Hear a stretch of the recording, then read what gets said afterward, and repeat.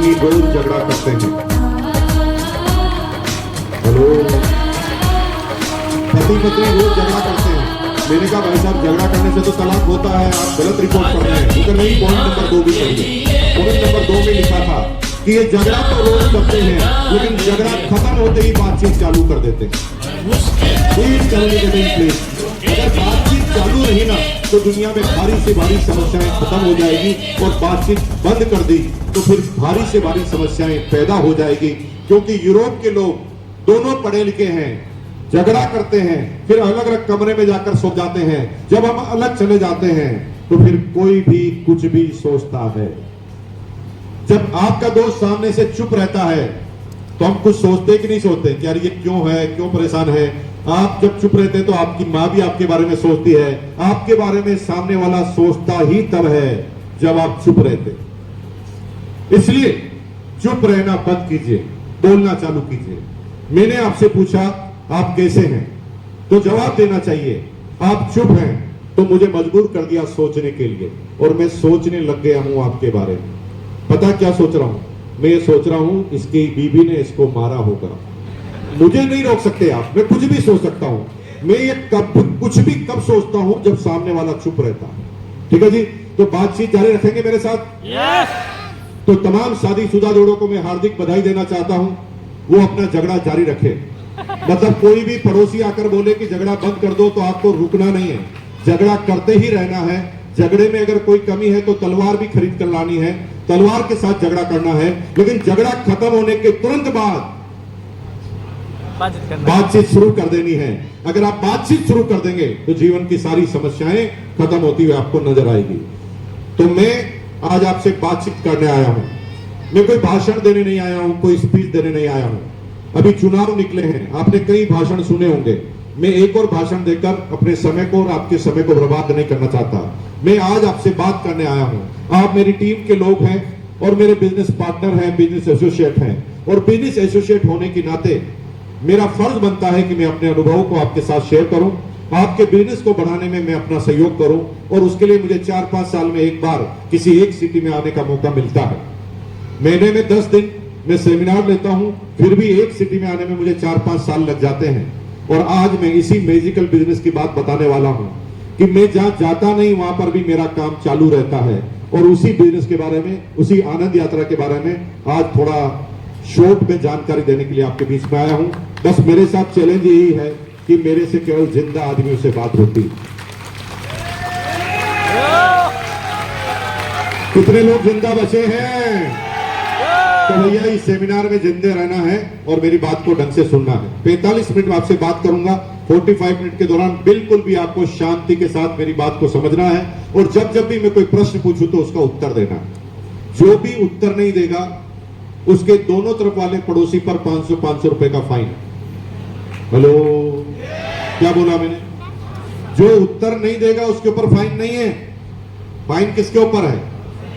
क्योंकि पड़ोसी को ठीक रखना आपकी जवाबदारी है ना? तो पड़ोसी के कंधे को टच करके थोड़ा बोलो, जवाब देगा ना भाई, नहीं तो मैं जगह चेंज कर लूं, है ना? जगह चेंज कर लूंगा मैं, तैयार है ना? yes. तो बहुत बहुत धन्यवाद। मेरा नाम मुकेश कोठारी है और मैं भीलवाड़ा से आपके बीच में आया हूं। 1973 में मेरा जन्म भीलवाड़ा राजस्थान में हुआ था। इंटर मेरी पूरी एजुकेशन भी भीलवाड़ा राजस्थान में हुई। I am simply BCom. ज्यादा पढ़ा लिखा नहीं हूं, लेकिन पढ़ते लिखते रहता हूं। यहां पर कई लोग ऐसे होंगे जो मेरे से पढ़े लिखे होंगे, समझदार होंगे, बुद्धिजीवी होंगे, बुद्धिशाली होंगे, ज्ञानी होंगे। मैं उनको सबको प्रणाम करता हूं, अपना सलूट देता हूं आपको। जिंदगी में मुझे जब भी मौका मिलेगा तो मैं आपसे सीखने का प्रयत्न करूंगा। जितना भी मौका मिलेगा मैं आपने सीखना चालू करूंगा। लेकिन आज जिस सेमिनार का बैनर सामने लगा है उसका नाम है आरसीएम। पिछले 25 सालों से इस जिंदगी को मैं जीता हूं। आरसीएम के बारे में मैं थोड़ा आपसे ज्यादा जानता हूं। जीवन के बारे में आप मेरे से ज्यादा जानते हैं। तो जीवन के बारे में आप मुझे समझाएंगे, इसके बारे में मैं आपको समझाऊंगा। तो यहां पर कोई स्टूडेंट की हैसियत से नहीं बैठा है। आप भी गुरु हैं, हम भी गुरु हैं।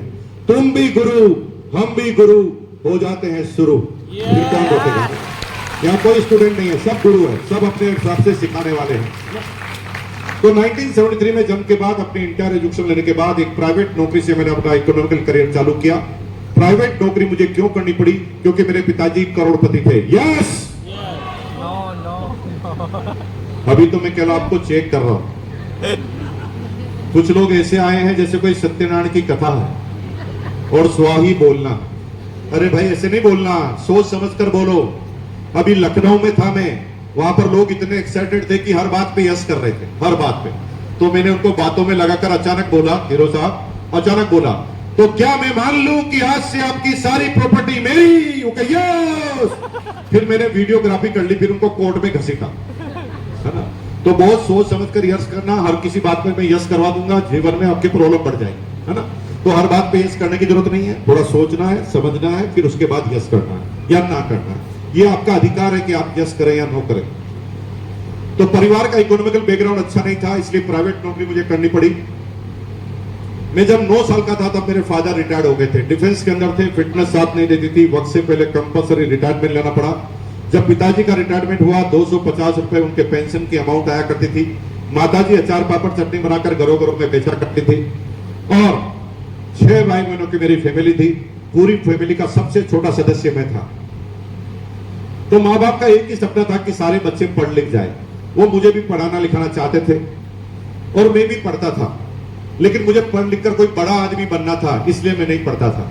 मैं सिर्फ इसलिए पढ़ता था कि मेरे पिताजी जो है ना बहुत डिसिप्लिन पसंद आदमी थे, फोर्स के आदमी थे, हमेशा चार्ज रहते थे और ऊपर से उनको फुटबॉल का बहुत ज्यादा शौक था। फुटबॉल का शौक था, इसलिए हमें डर था कि किक कभी भी लग सकती है। इसलिए हम जब भी उनसे बात करते थे तो 10 फीट दूर खड़े रहकर बात करते थे। और पिताजी ने क्लियर कट कह दिया कि घर में रहना है तो पढ़ना पड़ेगा, अगर पढ़ा नहीं तो घर से बाहर। हमारे जीवन का एक ही उद्देश्य था कि घर से बाहर नहीं रहना है, घर के अंदर रहना है, इसलिए हम पढ़ते थे। हमें पढ़ लिख कर कोई बहुत बड़ा महान आदमी नहीं बनना था। पढ़ाई लिखाई में रुचि नहीं थी, रुचि एक ही चीज में थी, दैट इज पैसा। पैसा, पैसे में क्यों रुचि थी? जब मैं 6ठी क्लास में था तो मेरे माताजी पिताजी झगड़ा कर रहे थे। तो पिताजी माताजी को कह रहे थे इस महीने का बजट बिगाड़ दिया। तो मुझे समझ में नहीं आया कि बजट क्या होता है। तो मैं फटाफट पड़ोसी के पास गया, मैंने कहा भाई साहब ये बजट क्या होता है और बिगड़ता कैसे है? तो उन्होंने कहा बजट का मतलब होता है हिसाब किताब, और बिगड़ता तब है जब आमदनी से ज्यादा खर्चा हो जाता है। तब मुझे पहली बार समझ में आया कि पैसों की वजह से बजट बिगड़ता है। तो मैं अपने पिताजी के पास गया, 10 फीट दूर खड़ा रहकर बोलने लगा। 10 फीट दूर क्यों? फुटबॉल के शौकीन थे, ये याद रखना, लास्ट तक बहुत काम आएगा आपको। तो फुटबॉल के शौकीन थे, हम 10 फीट दूर खड़े हो गए और पिताजी से बोला, पिताजी आप बजट क्यों बिगाड़ रहे हैं? मार्केट से जाओ और पैसा लेकर आओ। तो पिताजी ने पहली बार समझाया कि पैसा मार्केट में नहीं मिलता, पैसा कमाना पड़ता है। पैसा मार्केट में नहीं मिलता, पैसा कमाना पड़ता है। कमाने के कई तरीके हैं, लेकिन कमाने का मुख्य तरीका है नौकरी और बिजनेस। कमाने का मुख्य तरीका है नौकरी और बिजनेस। तो पता मैं क्या सोच रहा था, मैं क्या करूं, नौकरी करूं कि बिजनेस? 6ठी क्लास में जब लोग गिल्ली डंडा क्रिकेट खेला करते थे तब मैं पैसों के बारे में सोचता था। और मैंने 6ठी क्लास में पता लगा लिया कि सर्विस और बिजनेस वालों का हालचाल कैसा है। पूरे मोहल्ले का सर्वे किया, जो भी नौकरी करता था उसके पास साइकिल थी और जो बिजनेस करता था उसके पास मोटरसाइकिल।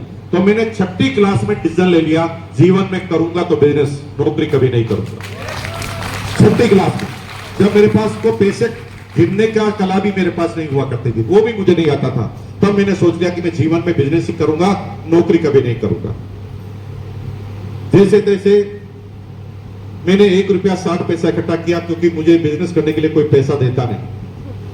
5 पैसे मुझे खुशी, 5 पैसे मुझे मिलते थे 7 दिन में एक बार। 5 पैसे 7 दिन में एक बार मिलते थे टॉफी खाने के लिए। मैंने 1 साल तक टॉफी खाना बंद कर दिया और 1 रुपया 60 पैसा, 1 रुपये 60 पैसा इकट्ठा कर दिया। 1 रुपये 60 पैसा मैंने अपने भाई से उधार लिया। 3 रुपये 20 पैसे से मैंने दुकान लगाई पतंग की। पतंग की क्यों लगाई? क्योंकि 90% लोग बिजनेस में नाकामयाब अपने दिमाग की वजह से नहीं होते। 90% लोग बिजनेस में नाकामयाब इसलिए होते हैं क्योंकि वो अपने समय, स्थान और परिस्थिति के हिसाब से बिजनेस को डिजाइन नहीं करते। समय, स्थान और परिस्थिति के हिसाब से अपने बिजनेस को डिजाइन नहीं करते। वो बिजनेस करते हैं लोगों को देखकर। इसने ब्यूटी पार्लर लगाया है, मैं भी ब्यूटी पार्लर लगाऊंगी। इसने जूते की दुकान लगाई है, मैं भी जूते की दुकान लगाऊंगा। इसने किराने की दुकान लगाई है, मैं भी किराने की दुकान लगाऊंगा। हर आदमी की स्थिति परिस्थिति अलग है, हर आदमी का समय अलग है, हर आदमी की जगह अलग है, और उस जगह, समय, स्थान और परिस्थिति के हिसाब से आपको अपने बिजनेस को डिजाइन करना पड़ेगा। आप झोपड़पट्टी में रहते हैं और वहां पर आप डायमंड का बिजनेस लगा दें, चलेगा? आप सब्जी मंडी में रहते हैं, वहां पर आप मर्सिडीज का शोरूम खोल दें, कोई कार खरीदने आएगा? मेरे भाई, आपको आपकी परिस्थितियों का पता होना चाहिए, आपके जगह का पता होना चाहिए। उसके आधार पर ही आपको बिजनेस का चयन करना पड़ता है। मैंने सोचा कि मैं क्या बिजनेस करूंगा, तो मुझे एक ही बात समझ में आई। मेरे सारे दोस्त पतंग उड़ाते थे, 5वीं 6वीं 7वीं क्लास के बच्चे मेरे दोस्त थे, और वही मेरे फ्यूचरिस्टिक कस्टमर थे। तो मैंने पतंग की दुकान लगानी सोच ली, और मैंने 3 रुपए 20 पैसे से पतंग की दुकान लगाई। और आपको आश्चर्य होगा कि 7वीं क्लास में मैंने 3 रुपए 20 पैसे को 3 महीने में डबल कर दिया। 3 महीने में 7वीं क्लास में डबल कर दिया। वहां से मेरी एंटरप्रेन्योरशिप की जर्नी चालू हुई, जो फिर कभी रुकी ही नहीं, फिर कभी रुकी नहीं। मैं अब हर जगह आम आदमी से हटकर सोचता था। सारे बच्चे जब क्रिकेट और गिल्ली डंडा के बारे में सोचते थे, तब मैं बिजनेस के बारे में सोचता था। होली आती थी, लोग रंग लगाते थे, मैं रंग की दुकान लगाता था। दिवाली आती थी, लोग पटाखे चलाते थे, मैं पटाखों की दुकान लगाता था।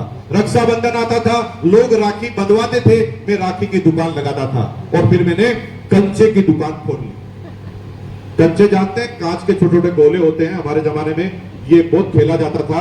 अभी तो ये पूरा गेम लुप्त हो चुका है, लेकिन हमारे जमाने में खेला जाता था। जिसे गोली कहते थे, अंटी कहते थे, कंचे कहते थे। आपके यहाँ क्या कहते हैं? बाटी। बाटी बाटी हमारे यहाँ खाने की होती है, दाल बाटी चूरमा। चलो, यहाँ पर वो बाटी का बिजनेस कर दिया, ठीक है जी। बाटी का बिजनेस क्यों किया? क्योंकि हमें 6वीं 7वीं क्लास में, 8वीं क्लास में ही पता था कि ये बाटी से खेलने से कोई ओलंपिक में जा नहीं सकता। इससे कोई ओलंपिक का गेम तो है नहीं कि हम इसको खेलें। तो हमने खेलने का चुना ही नहीं, हमने बेचने का सुना। और हमने शुरू से ही आंटी को, यानी शुरू से ही कंचे को बेचना चालू कर दिया। क्यों बेचना चालू कर दिया? क्योंकि हमें पता है कि जो हारेगा वो रोएगा, जो जीतेगा वो हंसेगा। लेकिन हम तो बेचने वाले हैं, हमारे कोई फर्क पड़ेगा ही नहीं। ये हारे चाहे जीते, हमारी इनकम को दुनिया की ताकत रोक नहीं सकती। और आपको आश्चर्य होगा, जब मैं 9वीं क्लास में आया था तो मेरे टीचर से ज्यादा इनकम मेरी थी। जब मैं 9वीं क्लास में आया था तब मेरे टीचर से ज्यादा इनकम मेरी हुआ करती थी। लेकिन जब मैं 11वीं क्लास में आया तो मैंने बड़े बिजनेस करना चालू कर दिया। बिजनेस कैसे मिलते हैं थोड़ा समझिए। बिजनेस को ढूंढना नहीं पड़ता। बिजनेस जो है अपॉर्चुनिटी है, और अपॉर्चुनिटी आपकी परिस्थिति में से अपने आप निकलेगी। जो आपकी परिस्थितियां हैं, जो आपका समय है, जो आपका स्थान है, उसी में से अपॉर्चुनिटी निकलती है। जब कोविड का दौर आया था, जब कोविड का समय आया था, तो आपको आश्चर्य होगा कि कोविड के दौरान में लोगों की नौकरियां जा रही थी, बिजनेस जा रहे थे, पैसे खत्म हो रहे थे। अपने ही घर वालों को अपनी आंखों के सामने मरते हुए देखना पड़ रहा था। उस समय पूरी दुनिया हाहाकार मचा रही थी, रो रही थी। लेकिन कुछ लोग ऐसे थे कि उन परिस्थितियों में से भी बिजनेस निकाल रहे थे। और आपको आश्चर्य होगा कि पूरी दुनिया में हिंदुस्तान एक ऐसी कंट्री बनी जहां पर कोविड के दौरान भी सबसे ज्यादा एंटरप्रेन्योर, सबसे ज्यादा स्टार्टअप चालू हुए। और आपको आश्चर्य होगा, ऐसी ऐसी महिलाएं जो घर में रहती थी, उन्होंने 200 करोड़ की कंपनी कोविड के दौरान चालू कर दी। और मैं आपको एग्जांपल देना चाहता हूं। भागलपुर की एक महिला थी जो बहुत अच्छा अचार बनाती थी। कोविड के दौरान उसने आसपास के घरों में अचार बना कर दिया, तो घर वालों ने ही ऑर्डर दिया, और उन घर वालों ने इतना हिट किया कि वो आज 200 करोड़ रुपए की कंपनी है। उस भागलपुर की महिला के घर में 1500 कर्मचारी काम करते हैं, और वो जन्म से ही अनपढ़ है। और कंपनी का नाम है जाजी अचार।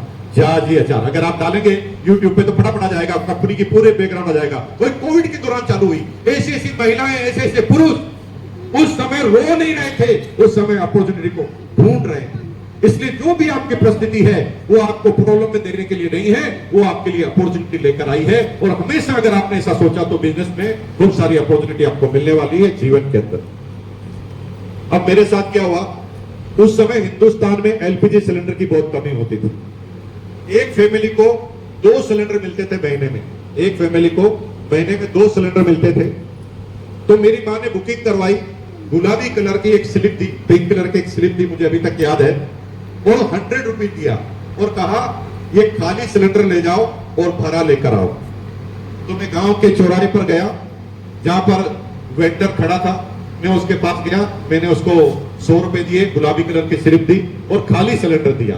तो उसने मुझे भरा सिलेंडर देना चालू कर दिया। लेकिन उसी समय एक अपॉर्चुनिटी मेरे सामने आई। एक आदमी आया, उसने कहा कि भाई साहब मेरा नंबर तो नहीं आया है लेकिन मुझे सिलेंडर चाहिए। तो सिलेंडर वाले ने कहा अगर नंबर नहीं आया है तो ब्लैक में लेना पड़ेगा। उसने कहा कितने लगेंगे? 100 रुपए की रेट थी और उसने कहा 200 रुपए लगेंगे। तभी मैंने सोच लिया साला जीवन में बिजनेस तो सिलेंडर का ही करूंगा। अब मुझे यह पता नहीं था ये सिलेंडर मिलते कहां हैं, मुझे केवल मार्जिन का पता था कि ये 100 रुपए का सीधा 200 रुपए में बिकता है। तो मैंने निर्णय लिया कि मुझे सिलेंडर का बिजनेस करना है, लेकिन ये सिलेंडर मिलेंगे कहां ये मुझे पता नहीं था। लेकिन अगर उस समय मैंने अपने पड़ोसी से पूछ लिया होता तो मैं कभी भी बिजनेस नहीं कर पाता। पड़ोसी के पास जाता और पूछता ये सिलेंडर कहां मिलेंगे, तो पड़ोसी कहता उल्लू के पट्टे, गधे के बच्चे, पागल की औलाद, ये सिलेंडर मिलते नहीं है, इसके लिए एजेंसी लेनी पड़ती है, एक सिटी में एक होती है, 1 करोड़ रुपए का इन्वेस्टमेंट होता है, उसके बाद भी लाइन लगी रहती है, फिर चेक और चेक दोनों लगते हैं, फिर जाकर एजेंसी मिलती है। हेलो, ये का यही बोलता कि नहीं बोलता है ना? और वो कहता तेरा बाप भी एजेंसी नहीं ले पाएगा अगर मैं पड़ोसी से पूछ लेता। लेकिन मैंने जीवन में पड़ोसी से पूछा नहीं, क्योंकि पड़ोसी हमारा इसीलिए है ना भाई साहब, क्योंकि उसके अंदर इतना सा भी, कितना सा, कितना, हाथ करके बताओ इसे, करके करना जरूरी है मेरी बहन, ऐसे करना जरूरी है, ऐसा करके बताओ कितना, सभी लोग करो, सभी लोग करो, और इसको ऐसे ऐसे हिलाओ, हिलाओ और बोलो मेरे साथ साथ बोलो, मेरे पड़ोसी में, नहीं सब नहीं बोल रहे, सब नहीं बोल रहे, सबको बोलना कंपल्सरी है। बोलो मेरे पड़ोसी में, मेरे पड़ोसी में इतना सा भी दिमाग होता तो क्या मेरा पड़ोसी होता? आपके पड़ोसी में इतना सा भी होता ना भाई साहब, तो वो मुकेश अंबानी का होता, तुम्हारा क्या खाक होता? तुम्हारा है ही इसलिए कि साले में दिमाग नहीं है, और जिसके अंदर दिमाग नहीं होने का लाइसेंस लेकर घूम रहा है उससे जाकर पूछ रहे हैं कि समस्या का इलाज क्या है। अरे उसके पास इलाज होता तो उसके पास कोई समस्या होती क्या? और अगर एजेंसी कैसे मिलेगी उसके पास तरीका होता तो वो क्या तुम्हें लेने देता क्या? वो तो पहले ही ले लेता, उसके पास तो जवाब है ही नहीं। लेकिन हम गलती क्या करते हैं, पड़ोसी से जाकर पूछते। मैंने पड़ोसी से नहीं पूछा, मैंने अपने दिमाग से पूछा। क्यों दिमाग से पूछा? क्योंकि इस जीवन में दुनिया का सबसे परम मित्र है आपका अपना दिमाग। दुनिया का सबसे परम मित्र कौन है? अपना दिमाग। दुनिया का सबसे पवित्र मित्र कौन है? अपना दिमाग। हेलो, बोलना जरूरी है, मैंने बोला था आपको। ये कौन मित्र है? अपना दिमाग। दिमाग। अपना दिमाग सबसे परम मित्र क्यों है?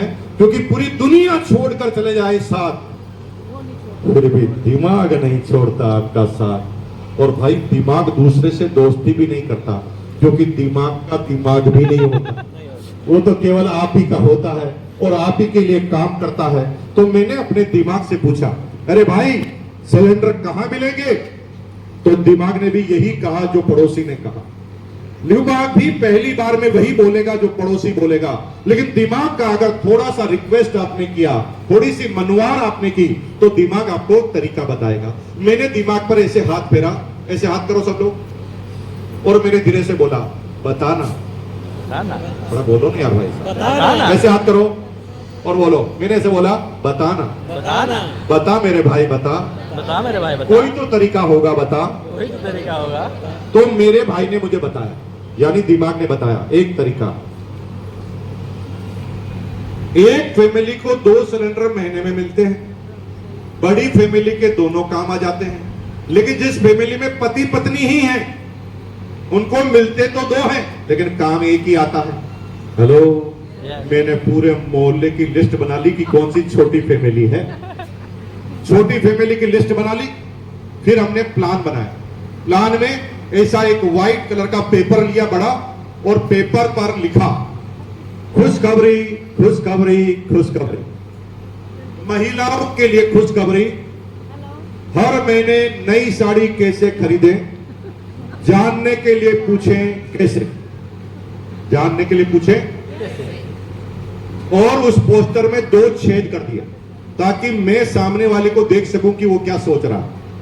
तो उस कागज में 2 छेद कर दिए और फिर हमने प्लान बनाया, जब सारे अंकल स्कूल, जब सारे अंकल ऑफिस चले जाएंगे, जब सारे अंकल दुकानों पे चले जाएंगे, तब हम आंटी के पास पहुंच जाएंगे। छोटे थे, डर लगता था अंकल लोगों से, तो हम सबके बाहर जाने का इंतजार करते थे और 11 बजे हम अपना प्लान बताने के लिए जाते थे। घंटी बजाते थे घर की, चूड़ी लेडी जाती थी, वो काम में परेशान, पसीने से तरबतर, वो चिढ़कर बोलती क्या है, तभी हम पोस्टर आगे कर देते। जो ही पोस्टर आगे करते, पोस्टर में 2 छेद, हमें दिखता था आगे क्या हो रहा है। तो वो महिला पढ़ती, जो ही वो मुस्कुराती, हमें समझ में आ जाता है कि साड़ी पढ़ लिया। साड़ी का नाम देखते ही अच्छी अच्छी महिलाओं के चेहरे पर थोड़ी सी खुशी आ जाती है ना। जब हम कपड़े की बात करते हैं तो चेहरे पर खुशी आ जाती है। तो साड़ी हर महीने कैसे खरीदे, ये सुनते ही कहती चल झूठे, ऐसा थोड़ी होता है, हर महीने कोई नई साड़ी आती है क्या। मैंने कहा वैसे भी नहीं आ रही, पूछोगे तो पता चलेगा। वो क्या बताओ, फिर हम उन्हें प्लान बताते थे। 2 सिलेंडर मिलते हैं, एक आप इस्तेमाल कर लेते हो, एक का क्या करते हो। वो कहा मैं एक सरकार से लेते ही नहीं। मैंने कहा यही गलती कर रहे हो, सरकार से ले लो और हमें दे दो तो 50 रुपए एक्स्ट्रा देंगे। उन्होंने कहा हर महीने 50 रुपए एक्स्ट्रा मिलेगा। मैंने कहा यस। तो उन्होंने कहा ठीक है, हमारा नाम लिखो। फिर हमने डायरी खोली और पूरे मोहल्ले में जिसके पास भी एक सिलेंडर एक्स्ट्रा था उनका नाम लिख दिया और हमने लिस्ट ऑफ सप्लायर तैयार कर ली। वो बेवकूफ आदमी थे जिन्होंने 1 करोड़ में एजेंसी ली थी, हमने तो चुटकी बजाकर ही एजेंसी ली। पूरे मोहल्ले के किसके पास एक्स्ट्रा सिलेंडर है, हमारे पास उसकी लिस्ट हुआ करती थी।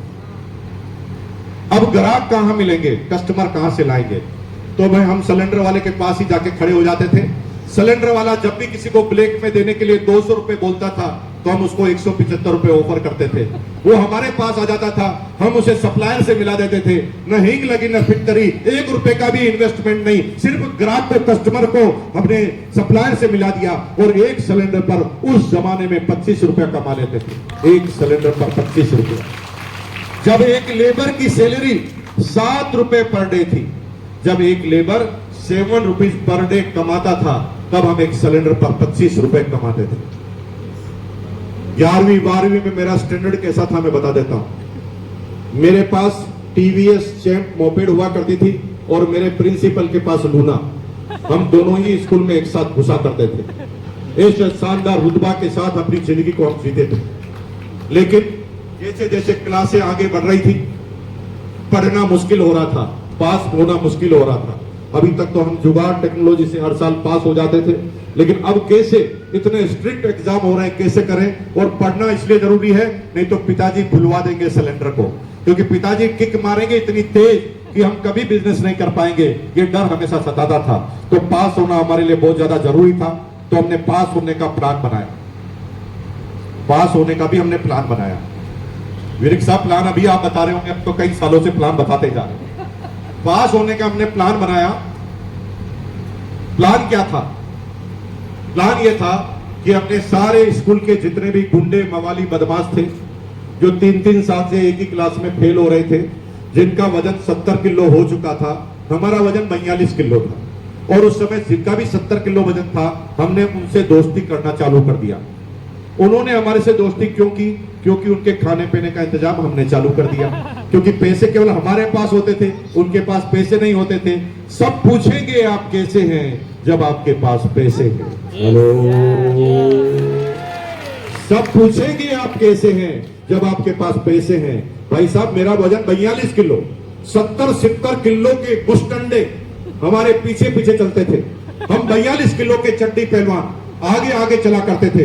70 किलो का आदमी बार बार आकर पूछता था, मुकेश जी हुक्म करो, क्योंकि हमने एक स्कीम निकाली थी, स्पेशल परफॉर्मेंस पर समोसा अलग से इनाम। तो बार बार वो परफॉर्मेंस बताते थे और बार बार हमारे से पूछते थे, मुकेश जी भूकंप करो। तुम्हें पता ही नहीं कि ये पैसों में कितनी ताकत होती है। 42 किलो के आदमी को पहलवान बना लिया इस पैसे ने। फिर हमने एक बर्थडे पार्टी बनाई। आपकी तरह हमने कभी बर्थडे नहीं बनाया। आप तो ओरिजिनल डेट पे बर्थडे बनाते हो ना, हमने आज दिन तक कभी ओरिजिनल डेट पे बर्थडे बनाया। हम बर्थडे जरूरत के हिसाब से बनाते। 3 हमारे बर्थडे है। पहला जिस दिन हम पैदा हुए, दूसरा वो जिस दिन किताबों में लिखा गया कि कितनी तारीख को पैदा हुए, तीसरा वो हम कभी भी बर्थडे बना देते हैं जब सामने वाला नाराज होता है। जो वो नाराज होता तो हम कहते हैं आज हमारा बर्थडे, तो सामने वाला एकदम शांत हो जाता है, फिर उसको गुस्सा आना बंद हो जाता है और वो कहता है आज तो इसका बर्थडे है, जाने दीजिए। तो हमने शुरू से ही कॉमर्शियल बर्थडे बनाए, ऐसे बर्थडे नहीं बनाए आपकी तरह, पैसा नहीं खर्च किया। हमारे को जब भी इनकम होने के चांस होते थे तभी हम बर्थडे बना दे। तो हम बर्थडे, जैसे हमारे घर में सब बड़े बड़े बुजुर्ग आते रहते हैं, मामा बुआ बड़े बड़े लोग, तो गिफ्ट देंगे ना, तो हम कभी भी बर्थडे बना लेते थे ताकि सब एक साथ मिल जाए, तभी बर्थडे बनाना, ताकि गिफ्ट पूरा टाइम पे मिल जाएगा ना। नहीं तो अभी सब लोग बाहर है, आप बर्थडे बना के करोगे क्या, फायदा तो कुछ है ही नहीं आपका। तो भाई साहब ऐसे हम बर्थडे बनाते थे। तो हमने एक दिन 25 मार्च को ही बर्थडे बना लिया। 25 मार्च को स्कूल के जितने भी गुंडे मवाली बदमाश थे उनको बर्थडे पार्टी में इनवाइट किया, और स्कूल के जितने भी होशियार बच्चे थे, है ना, जिसके चश्मा लगा हुआ था, जो डरपोक किस्म के आदमी थे, जिनकी शक्ल से लगता था कि ये होशियार आदमी है, उनको हमने सबको पार्टी में बुलाया। और पार्टी में आने के बाद पूजा मैंने वेलकम स्पीच दी। मैं देख के बताता हूं कैसे वेलकम स्पीच। जैसे इधर बदमाश बच्चे, इधर होशियार बच्चे बिठा दिया और वेलकम स्पीच दी। दोस्त ही दोस्त के काम आता है, स्पीच का मेन पॉइंट था दोस्त ही दोस्त के काम आता है। पहले होशियार बच्चों की तरफ देखकर बोला कि भाई साहब दोस्त ही दोस्त के काम आता है। आशा ही नहीं पूर्ण विश्वास है कि एग्जाम में आप हमारा साथ देंगे, क्योंकि दोस्त ही दोस्त के काम आता है। और अगर तुम काम नहीं आए तो दोस्त ही दोस्त के दूसरे वाले काम आएंगे जो तुम्हें पीटेंगे। और पूरा प्लान समझा दिया एक ही बार में। सारे होशियार बच्चे डर गए और उन्होंने कहा मुकेश जी आपको पूरा कोऑपरेट करेंगे, एग्जाम के दौरान कोई प्रॉब्लम आने नहीं देंगे। और हर एग्जाम में हम पास होते थे, हर एग्जाम में पास होते थे और बिना किताब पढ़े पास होते थे। लेकिन मजे की बात थी तब कि कभी कभी ऐसा भी होता था कि जिससे हम कॉपी करते थे उससे भी ज्यादा नंबर हमारे आते। अब आप कह रहे होंगे यार भाई साहब ऐसे कैसे संभव है, कॉपी आपने इनसे की तो इनसे ज्यादा नंबर कैसे आ सकते हैं? आ सकते हैं, आ सकते हैं। That is the technology. यही तो गलती तुम्हारे दादाजी ने की। 80 साल पहले तुम्हारे दादाजी के पास एक आदमी आया था और उसने कहा लंदन में मैच होगा, राउरकेला में बताएंगे। तो आपके दादाजी हंस गए इतनी बड़ी क्या दूरबीन बनाएगा, हंस गए।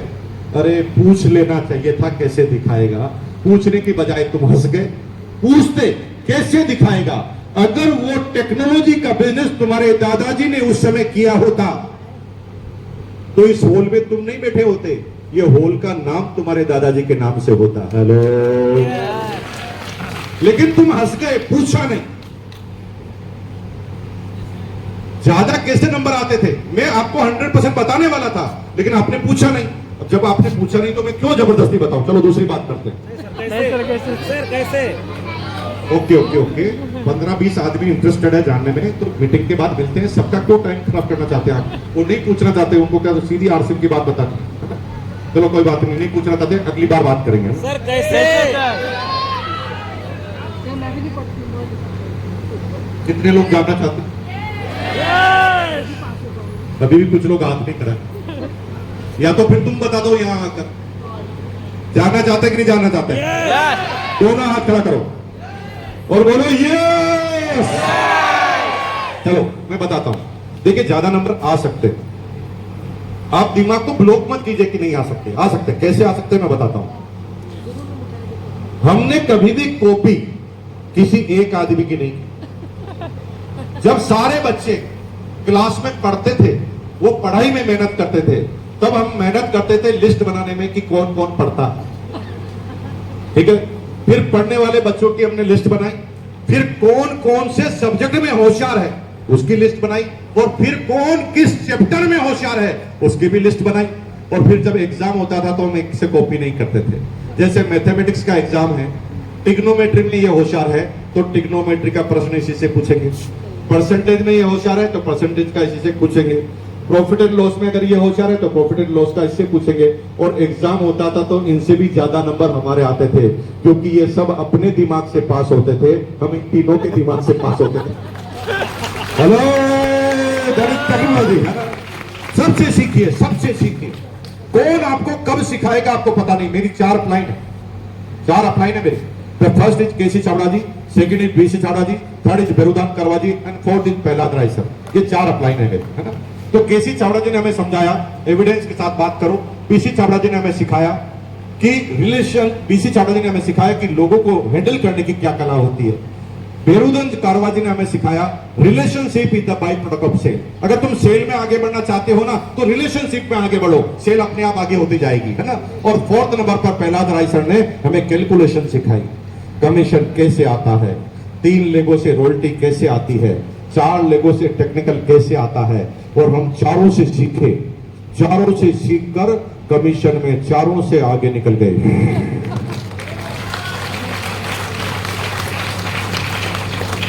जो हमारे गुरु थे हम उनसे आगे चले गए, क्योंकि हम सबको गुरु बना लेते थे। गुरु बनाने के लिए किसी एक आदमी को गुरु बनाने की जरूरत नहीं है। गुरु तो किसी भी बनाया जा सकता है। हर परिस्थिति, हर समय, हर स्थान, हर व्यक्ति, हर घटना आपका गुरु हो सकती है। अभी जब रास्ते में मैं आ रहा था, सपन भाई मुझे लेकर आ रहे थे होटल से, तो मैंने क्या देखा कि एक आदमी दिन में ही दारू पी के घूम रहा। होटल से बाहर निकला, एक आदमी दिन में ही लड़खड़ा रहा, दारू पी के बाहर निकला, और वो फिर इतना लड़खड़ाया कि लास्ट डाई तो उसने सीधी नाली में लगा दी। नाली में जाके गिरा, पानी एकदम उछल गया। तभी मैंने उस शराबी को अपना गुरु बना लिया। मैंने उस शराबी को सैल्यूट करके कहा, गुरुजी प्रणाम, आपने मुझे डेमो करके बता दिया कि ज्यादा पीऊंगा तो मेरा भी हाल यही होगा। सीखना तो किसी से भी सकते हो। सीखना चाहो तो नाली में पड़ा हुआ शराबी भी सिखा देता है कि इतनी नहीं पीनी चाहिए। हेलो, तो सीखने के लिए किसी एक गुरु की जरूरत नहीं है, सीखने के लिए हर परिस्थितियों से सीखने की जरूरत है। खैर, जैसे तैसे हम बीकॉम हो गए। बीकॉम हो गए तो 10 दिन तक घर में शांति रही। 10 दिन तक घर में पिताजी ने कहा, यार बेचारे ने बहुत मेहनत की है। हालांकि हमने मेहनत वगैरह कुछ की नहीं थी, लेकिन पिताजी ऐसा मानते थे कि बच्चा बहुत ज्यादा मेहनत कर चुका है तो 10 दिन तक इसको टेंशन देते नहीं। तो पिताजी ने 10 दिन तक कोई टेंशन नहीं दी। 10 दिन बाद पिताजी ने हमें उनके कमरे में बुलाया।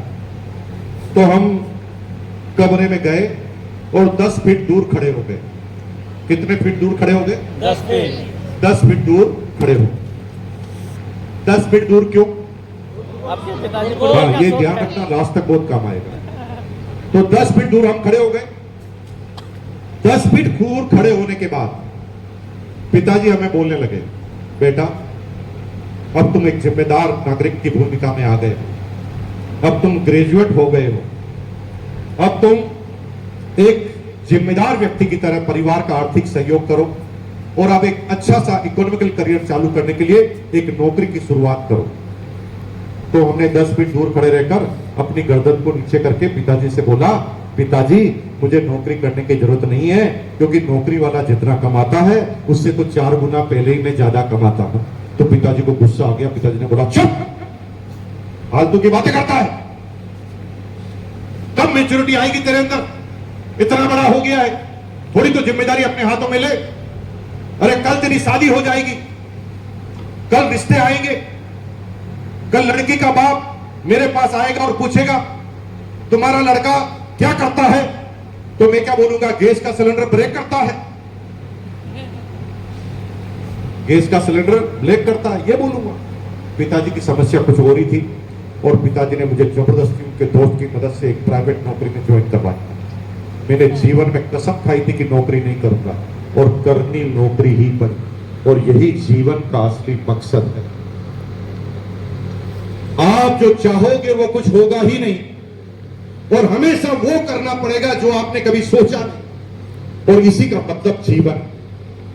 और मुझे नौकरी करनी पड़ी, लेकिन नौकरी भी अलग तरीके से करता था, आम आदमी की तरह नौकरी नहीं करता था।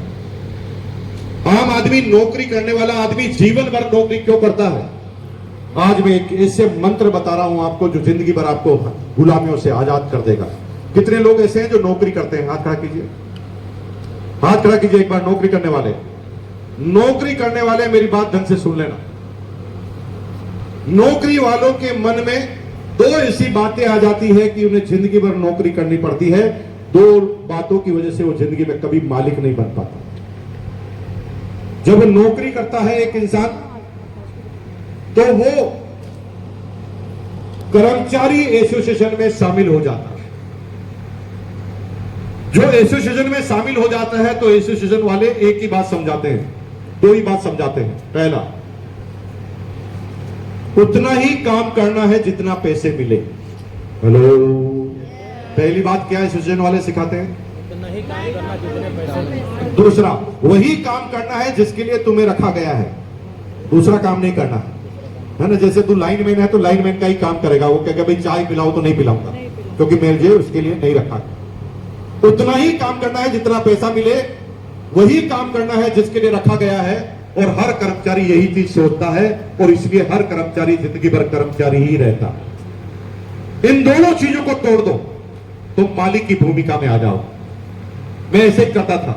जब नौकरी करता था ना, तो जल्दी फ्री होता था तो बॉस की केबिन में जाता था। सारे दोस्त मुझे उल्लू का पट्टा समझते थे। अरे जल्दी फ्री हो गया तो चाय की केबिन पर आ। बॉस की केबिन पर जाने का क्या फायदा? आराम से चाय पिएंगे, गप्पे मारेंगे।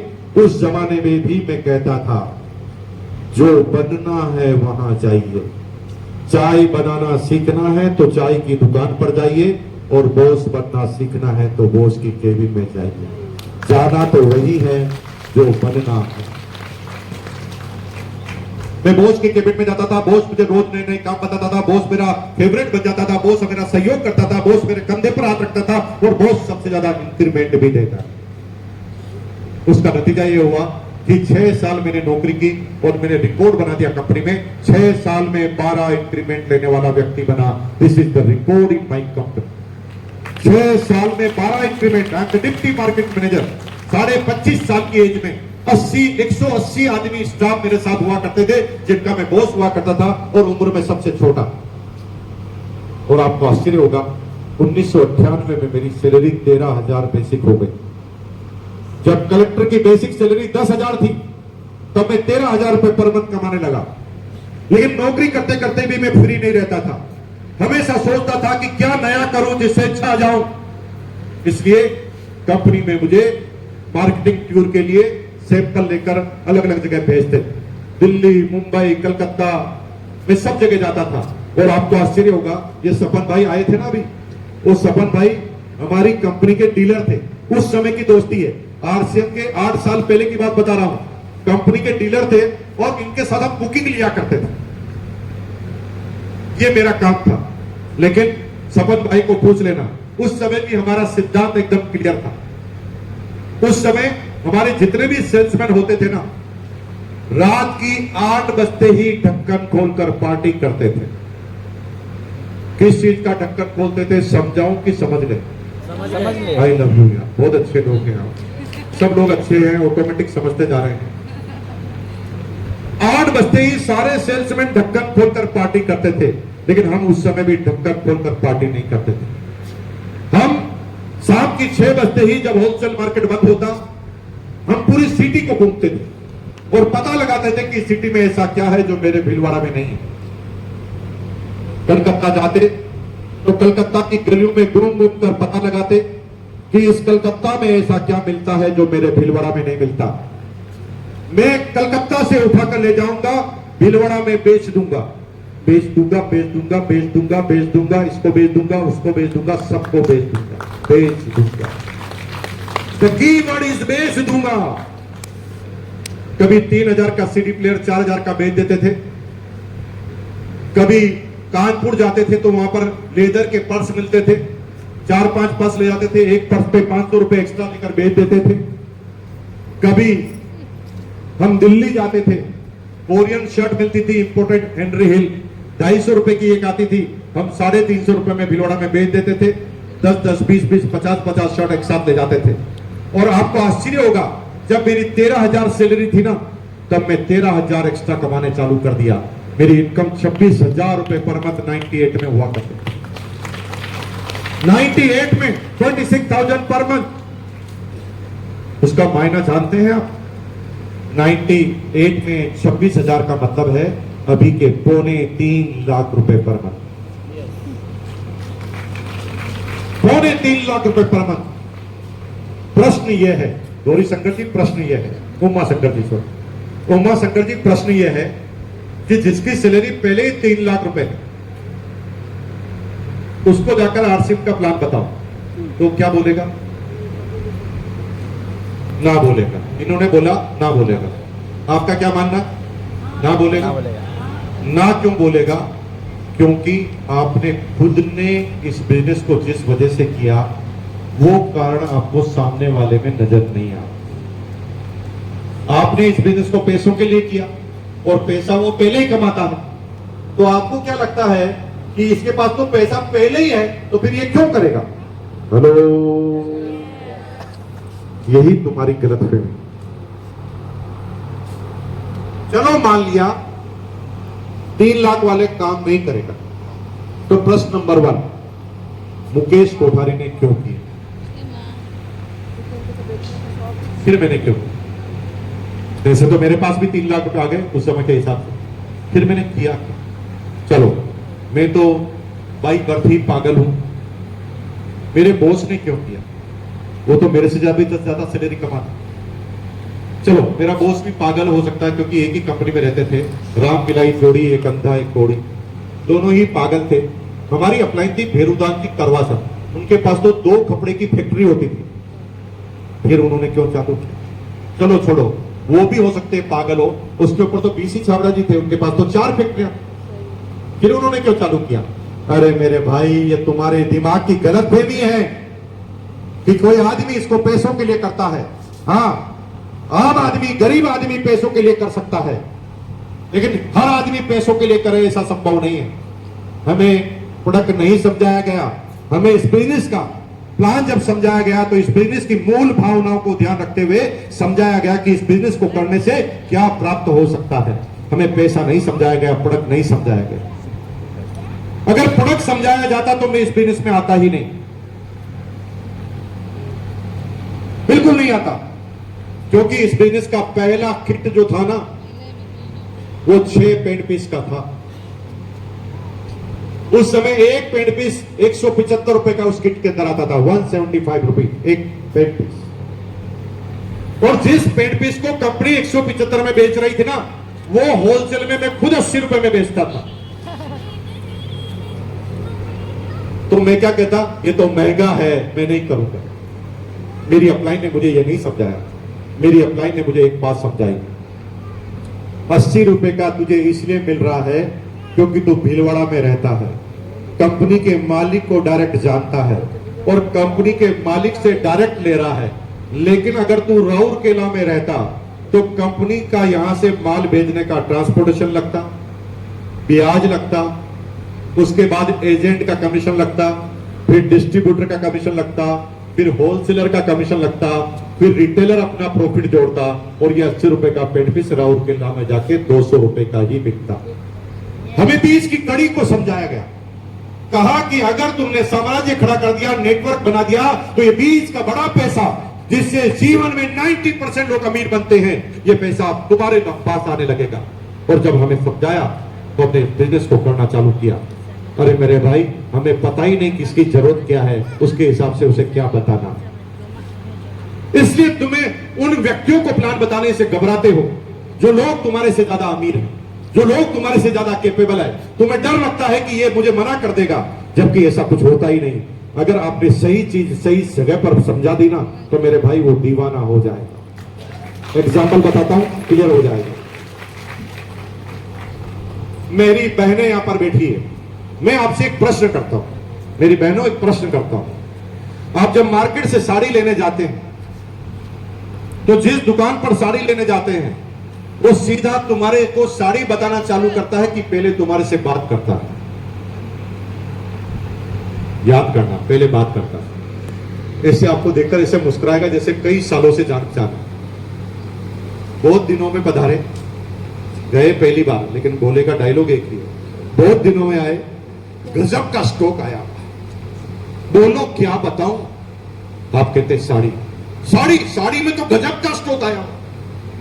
बोल सो कोटा डोरिया बताऊं, सिफोन बताऊं कि जरी की बताऊं। आप कहते सिफोन बता दो। सिफोन का तो गजब का स्टॉक आया हुआ। किसके लिए चाहिए, अपने लिए या किसी और के लिए? आप कहते हैं मेरे लिए।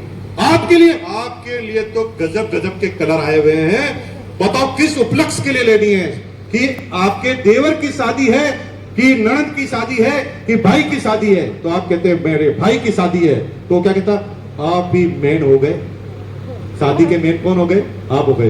देवर कहते तो भी यही कहता, उसका डायलॉग फिक्स।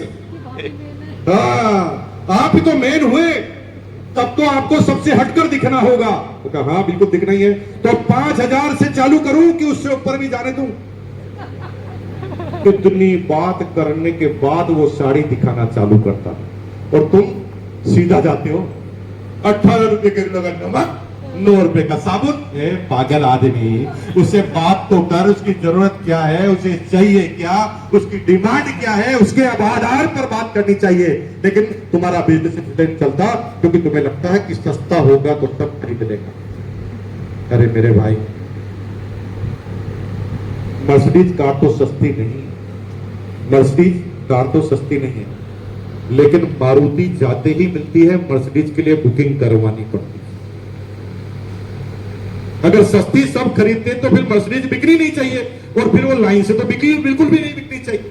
नहीं मेरे भाई, उन कंपनियों को पता है कि मेरा ग्राहक कौन है, और जिस दिन तुम्हें पता चल जाएगा कि तुम्हारा ग्राहक कौन है और तुम्हारा ग्राहक चाहता क्या है, उस दिन तुम्हें इस बिजनेस में कामयाब होने से कोई रोक नहीं पाए। हर आदमी को बताने का शुरुआती तरीका अलग अलग होता है। एक लेडीज है जिसका पति पहले ही 3 लाख रुपए पर मंथ कमाता है, एक लेडीज है जिसका पति पहले ही 3 लाख रुपए पर मंथ कमाता है। अब आपको प्लान बता, अब आप यहाँ प्रोडक्ट की रेट बताओगे ना, तो वो लेडीज कभी इंप्रेस नहीं होगी, क्योंकि वो स्टेटस में जीना जानती है। उसका पति जनरल मैनेजर है, वो टॉप टॉप के ब्रांड अपने घर में यूज करती है, और तुम उसे कहोगे 9 रुपए का साबुन, 18 रुपए किलो का नमक, वो बिल्कुल भी इंप्रेस नहीं होगी, क्योंकि वो स्टेटस पे रहने वाली महिला है। उसकी मूल भाव को जगाना पड़ेगा, अंदर जो महामानव बैठा है ना, उसको समझाना पड़ेगा। तरीका बता देता हूं, हालांकि कोई परफेक्ट तरीका नहीं है, लेकिन मैं जो तरीका अपनाता हूं बताता हूं। एक अनजान लेडी जो होती है, तो मैं उसकी तरफ देखकर हाथ जोड़कर मुस्कुराता हूं, भाभी जी शकल से आप बहुत पढ़े लिखे लग रहे हो, कहीं प्रिंसिपल हो क्या? फेंक देता हूं इसे। अब किसको अच्छा नहीं लगेगा ये बात? अगर हम किसी को बोले कि आप शकल से पढ़े लिखे लग रहे और आप निश्चित रूप से किसी कॉलेज के प्रिंसिपल होंगे, तो किसी भी लेडीज को अच्छा लगेगा। वो मुस्कुराकर कहती है नहीं भैया नहीं, हाँ लेकिन मैं डबल MA BEd हूं। अब देखो वो अपनी परफॉर्मेंस बताई, डबल MA BEd हूं और मैं भी प्रिंसिपल बनना चाहती थी। फिर क्या हुआ? फिर क्या, मेरी शादी कर दी पिताजी ने, और फिर मैं जो ही एग्जाम देने वाली थी तब पति का ट्रांसफर हो गया, फिर पति बार बार ट्रांसफर लेता रहता, तब तक बच्चा हो गया, फिर बच्चे का ध्यान रखूं तब तक माँ बाप बूढ़े हो गए, और भाई साहब बनना तो प्रिंसिपल चाहती थी लेकिन घर में ही फंस कर रह गई। तो आपको सांत्वना जतानी है। ओ हो ये बहुत बुरा हुआ। जब भी किसी के साथ सांत्वना जताते हो ना, तो लोगों के नजदीक आते हो।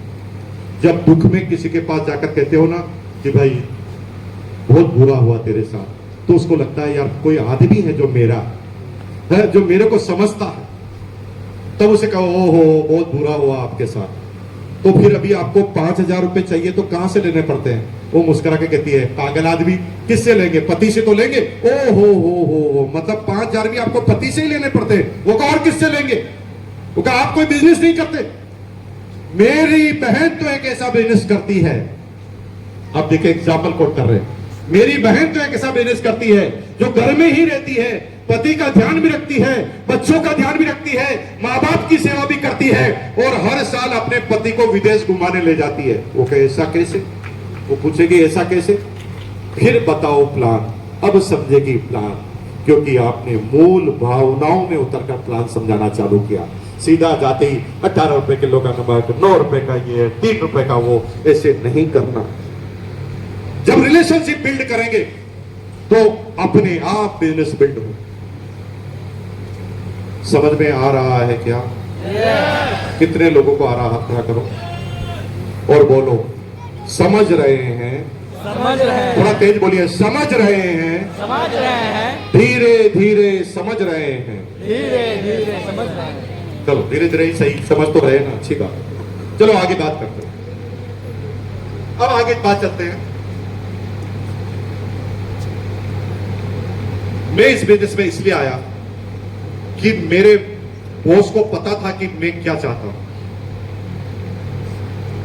आज एक ऐसी बात कहने जा रहा हूं, आप 100% लोग मेरी बात से सहमत होंगे। इस दुनिया को चलाने वाला है परमपिता परमेश्वर, जिसे हम ईश्वर कहते हैं, भगवान कहते हैं, अल्लाह कहते हैं। आप भी मानते हैं? यस। इसकी इच्छा के बगैर इस धरती से पत्ता भी नहीं हिल सकता। हेलो, क्या मेरी बात से सहमत है? यस। इसकी इच्छा के बगैर इस धरती से पत्ता भी नहीं हिलता। तो प्रश्न यह है, तो फिर आप तो 65 किलो के हैं, यहां पर कैसे आ गए? हेलो, अगर आप इस गलत फहमी में हैं कि आज मैं मेरी इच्छा से आया हूं, तो तुम गलत हो। That is the God planning, ये भगवान की प्लानिंग। तुमने तो कई साल तक मना किया था, आज आए। अगर ये भगवान चाहता था ना, तुम कितने भी प्रयास कर देते थे, आ नहीं पाते, आ ही नहीं सकते थे। जैसे तुम घर से निकलते तभी तेरा पड़ोसी टपक जाता, पड़ जाता, तो तुम आ पाते? जैसे तुम घर से बाहर निकल रहे तभी वो गिर के हार्ट अटैक से मर जाता, तो आप आ पाते क्या? नहीं आ पाते। तो भगवान ने आज मारा क्या उसको? क्योंकि भगवान क्या चाहता था? आज क्या? आज दुनिया की किसी ताकत को तुझे रोकने नहीं दूंगा। भगवान चाहता था तो बारिश का सीजन है और इतनी तेज बारिश करता 12 बजे तक कि तुम आना चाहते थे तो भी नहीं आता। That is the God plan. भगवान ने आज कोई बाधा नहीं भेजी और आप यहां आए हैं किसी एक वजह से, किसी एक व्यक्ति की वजह से। कुछ लोग अपने जीजा जी को लेकर आए होंगे, कुछ लोगों को अपनी साली लेकर आई होगी, कुछ लोगों को पुराने दोस्त लेकर आए होंगे, कुछ लोग पड़ोसी को 10 बार मना करने के बाद लेकर आएंगे, कुछ लोग तो इसलिए आए होंगे कि कितनी बार मना करूंगा, आज इसको ही जवाब देकर आता हूं, और आ गए होंगे। और कुछ लोगों की तो शक्ल ही बता रही है कि इनको किडनैप करके लाया गया, ये आना नहीं चाहते थे, इनको जबरदस्ती झूठ बोलकर, घेर बुरा कर, इधर उधर से उल्टा बोलकर उनको यहां पर लाकर बिठा दिया। अगर वो लेकर आया है तो फरिश्ता है, क्योंकि गॉड का बंदा है, वो गॉड की प्लानिंग के अनुसार काम कर रहा है। तुम 1000 प्रयत्न कर रहे थे नहीं आऊंगा, लेकिन आज गॉड ने तुम्हें यहां भेज दिया। क्या मेरी बात से सहमत है? यस। तुम ये मत सोचना आपकी प्लानिंग थी इसलिए आप आ गए, नहीं, भगवान की प्लानिंग थी कि तुम जाओ। वो रोकना चाहता था तो 1000 तरीके थे उसके पास। भूकंप का तरीका था, आंधी का तरीका था, बाढ़ का तरीका था, पड़ोसी को टपकाने का तरीका था, लेकिन आज उसने कोई तरीका नहीं अपनाया और कहा जा बेटा, आज दुनिया की कोई ताकत तुझे बांजा भवन में जाने से रोक नहीं सकती। और आप यहां आ गए। आज मैं बताता हूं मेरा भगवान मेरे साथ क्या चाहता है। मेरी कंपनी में मेरा ही बॉस, पहले भगवान ने उसको समझाया, क्योंकि उसे पता था कि आप में से कोई समझाएगा तो मुकेश कोठारी समझेगा ही नहीं, क्योंकि पहले ही 3.25 लाख रुपए पर मंथ की इनकम, ये क्या समझेगा? ये तो ईगो से भरा हुआ आदमी है, ये बोलेगा तू मुझे क्या समझा सकता है? आप में से कोई बुलाता तो मैं जाता ही नहीं, मैं कभी नहीं जाता। मैं क्यों गया? क्योंकि मेरी ही कंपनी में मेरा बॉस, वो कहीं से प्लान देखकर आया और वो आते ही सैटरडे के दिन मेरे सामने बैठा और बोला, मुकेश सुबह 10 बजे मेरे घर पर आना, एक इंपॉर्टेंट डिस्कशन करना। मुझे लगा कि कंपनी का कोई काम करवा रहा होगा, तो मैंने बॉस से कहा सर 1 घंटा एक्स्ट्रा रुक जाता हूं, 1 घंटा एक्स्ट्रा रुक जाता हूं, कोई काम करना है तो आज ही कर लेता हूं, संडे तो खराब मत कीजिए। तो बॉस ने कहा 1 घंटे में क्या संडे खराब हो जाएगा, 1 घंटे में कैसा क्या तीर मार लेगा, आना है, मुझे आना है। और मुझे जबरदस्ती जाना पड़ा। यहां पर भी कई लोगों को आज जबरदस्ती आना पड़ा होगा, सबके साथ ऐसा ही होता, मेरे साथ यही हुआ। प्रश्न में जो पूछ रहा हूं उसका जवाब देना। मेरी कंपनी में तो 1500 लोग थे, तो बॉस के दिमाग में पहला नाम मेरा क्यों आया? That is God planning। 1500 में किसी को भी बुला सकता था ना, लेकिन उसने सबसे पहले मुझे बुलाया। अरे तुम्हारे पड़ोस में और भी लोग गए थे, लेकिन तुम्हें क्यों बुलाया गया है? That is God planning। ये भगवान की बात।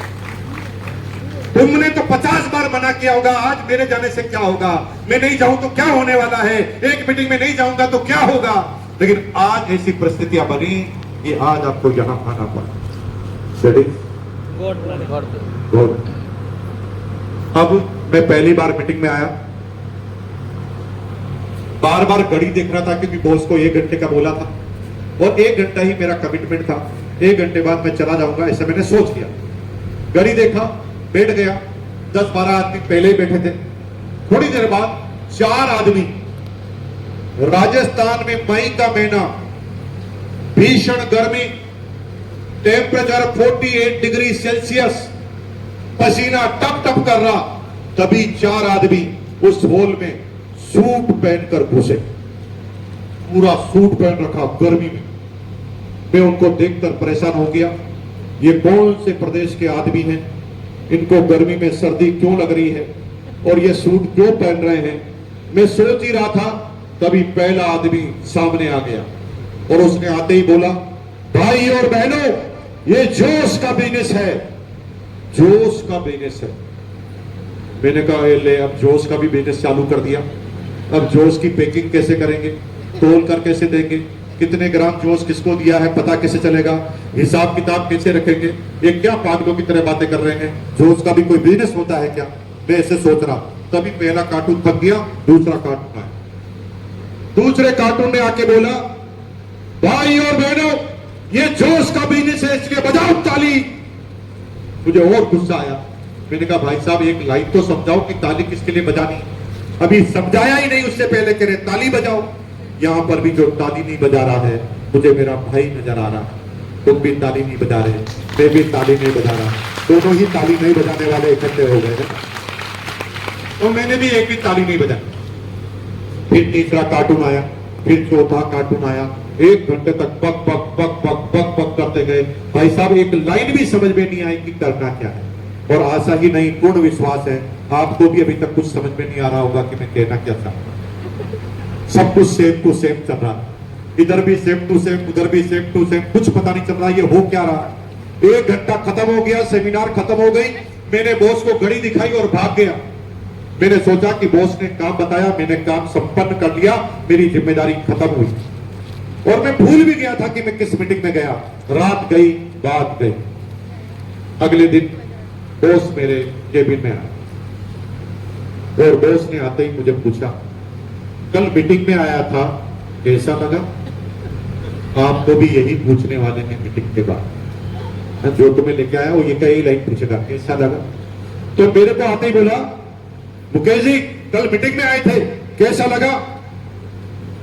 भगवान कसम एक लाइन भी समझ में नहीं आई,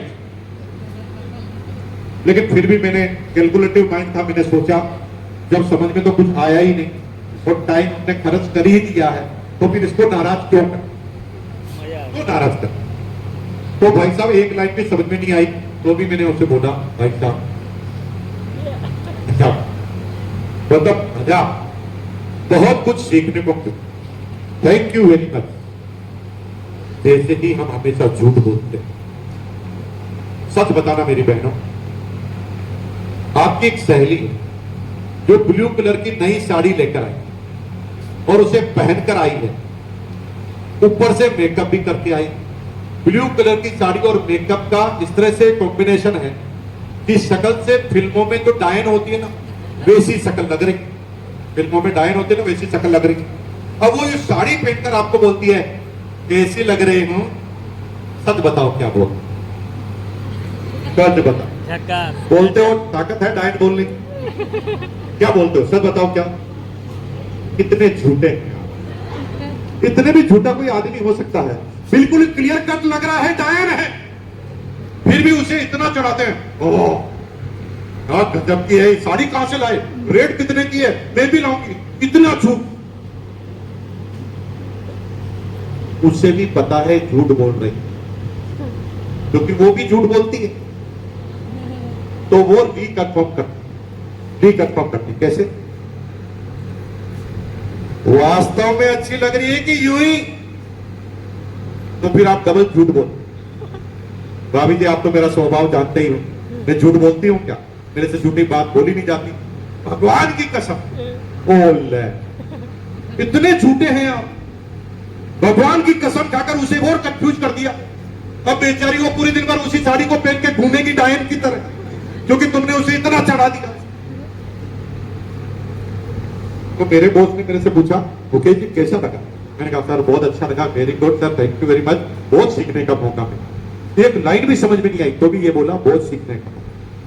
तो बॉस ने सोच लिया कि ये शायद झूठ बोल सकता है, तो बॉस ने धीरे से कहा, वास्तव में मजा आया कि हुई? मैंने कहा बॉस 6 सालों से आप मुझे जानते हो, मैं झूठ बोलते ही। फाइनल मजा आया? मैंने कहा हाँ फाइनल। ला 1500 रुपए दे। मैंने कहा सर 1500 रुपए क्यों?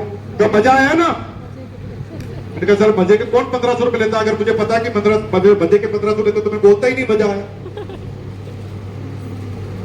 मैंने 1500 रुपए दिए, बॉस ने मुझे 3 जोड़ी कपड़े की किट दी। उस समय इस बिजनेस को ज्वाइन करने के लिए 3 जोड़ी कपड़े कंपल्सन के साथ देने पड़ते थे। अभी कंपल्सन नहीं है, अभी तो जो चाहो वो खरीदो, लेकिन उस समय कंपल्सन था। अभी तो भारत सरकार की गाइडलाइन आ चुकी है। 3 जोड़ी कपड़े लिए, हम उसे लेकर आ गए। न 1500 रुपए मेरे लिए बड़ी बात थी, न 3 जोड़ी कपड़े मेरे लिए बड़ी बात थी। हमने किट लिया, आ गए। प्रॉब्लम किट नहीं थी, प्रॉब्लम थी हमारी पत्नी। प्रॉब्लम क्या थी? हमारी पत्नी। जो हमारी पत्नी हमें हमेशा निकम्मा ही समझती थी, और मेरी पत्नी को लगता था कि मैं बड़ा भोला हूं, मुझे कोई भी उल्लू बना लेगा।